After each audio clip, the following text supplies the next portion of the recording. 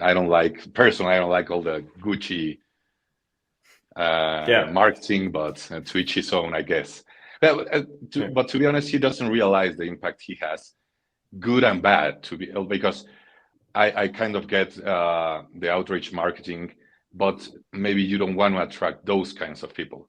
You want to attract people uh, that doesn't care about Gucci and Louis Vuitton and everything else. I don't know what your thoughts are on those This kinds of things. it's definitely a trade-off. No, I talked about this the other day too. It's he I think he knows what he's doing. I know you're not questioning that, but I think he really has this plan of being able to reach as many people as possible.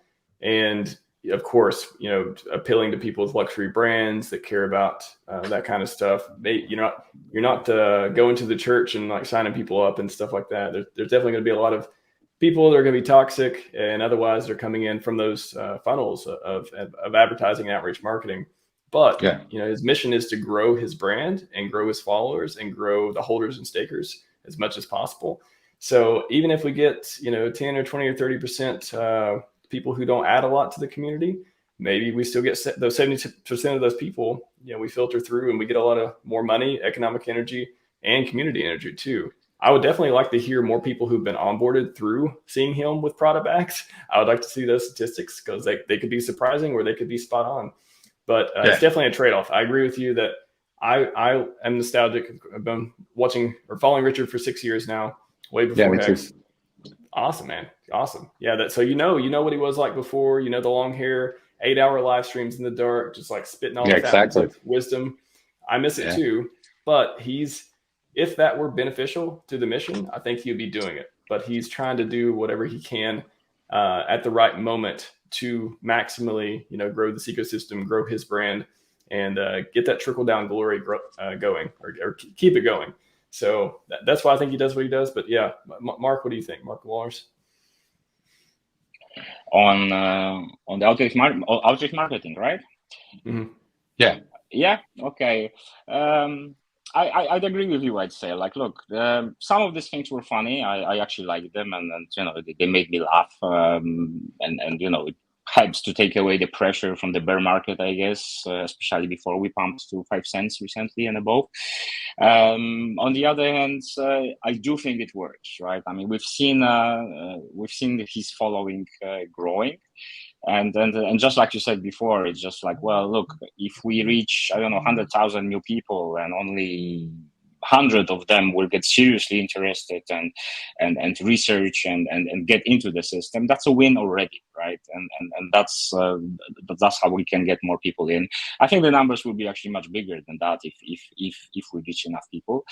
And all these outrageous things, which we might not like at times, do bring the attention, right? And I can give you an interesting example from the beginning of my, let's call it a writing career. When I published my first book, that was 11 years ago, maybe, or something like that. And it was a simple travel story from Thailand, where back then I spent a year, maybe a year and a half. And I thought I understand Thailand all the way. And obviously that wasn't true back then. And I wrote that book.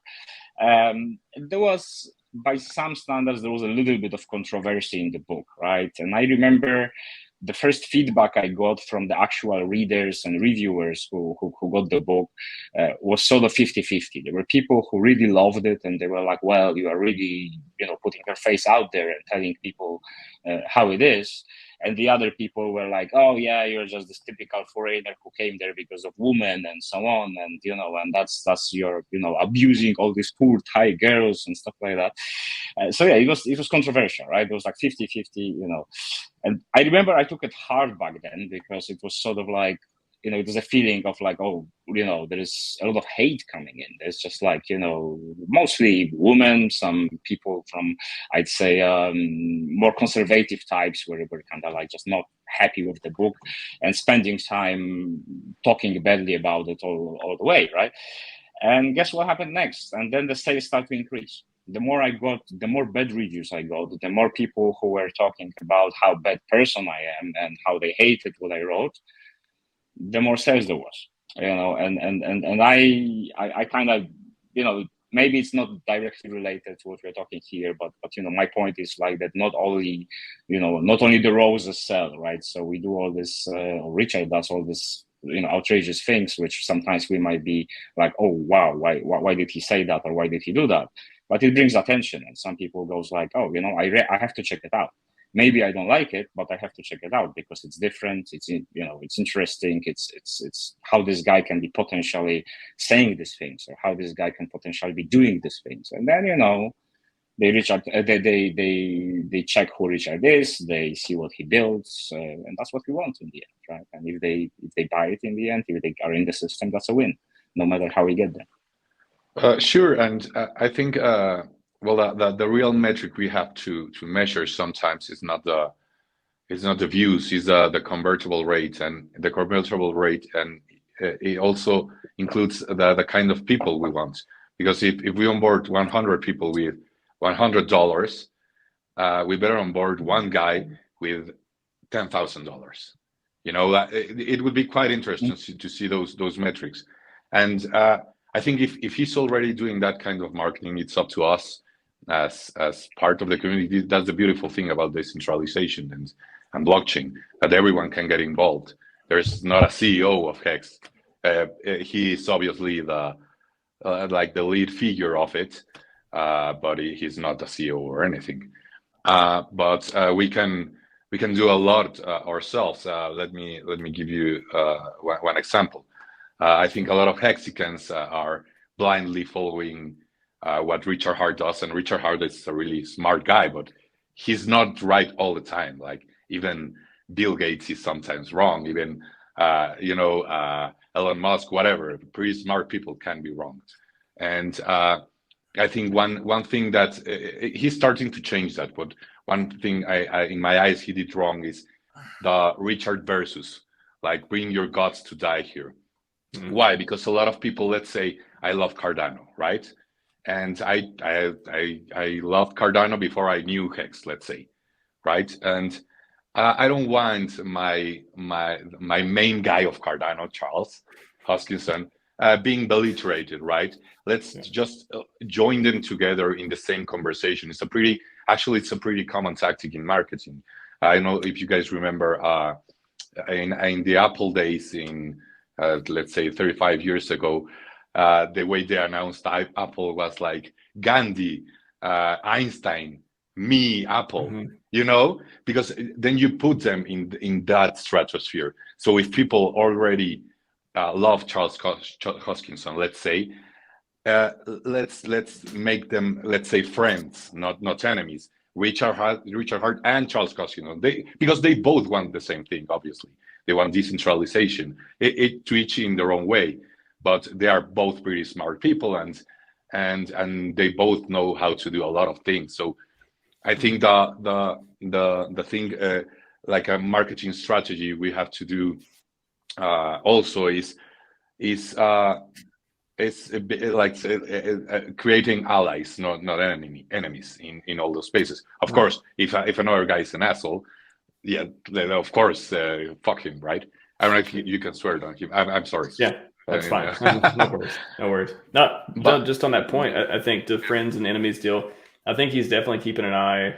He's aware of the people who he may talk to later. I know with Charles Hoskinson, I'm pretty sure we'll see them on stage together at some point, either in real life or on video.